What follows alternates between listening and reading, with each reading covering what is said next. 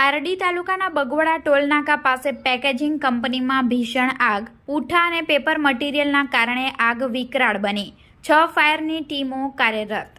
વલસાડ જિલ્લાના બગવડા ટોલનાકા નજીક આવેલી એક પેકેજિંગ કંપનીમાં અચાનક આગ લાગવાની ઘટના સામે આવી.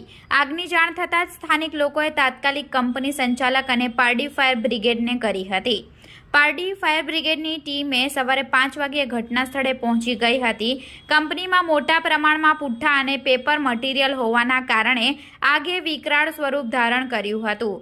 આગની ભીષણતા એટલી હતી કે જોતજોતામાં સમગ્ર કંપની આગની લપેટમાં આવી ગઈ હતી.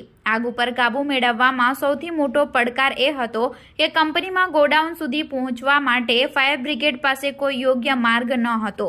આ મુશ્કેલીને પહોંચી વળવા માટે ફાયર ફાઇટર્સે ગોડાઉનની બાજુથી પાણીનો મારો ચલાવી આગને કાબૂમાં લેવાનો પ્રયાસ કર્યો હતો. પરિસ્થિતિની ગંભીરતાને ધ્યાને રાખી પારડી ફાયર બ્રિગેડે વલસાડ, વાપી નગરપાલિકા નોટિફાઈડ સહિત આસપાસના વિસ્તારોની ફાયર ફાઇટિંગ ટીમોની મદદ લીધી હતી. કુલ 6 ફાયર બ્રિગેડની ટીમો આગ બુઝાવવાની કામગીરીમાં જોડાઈ હતી.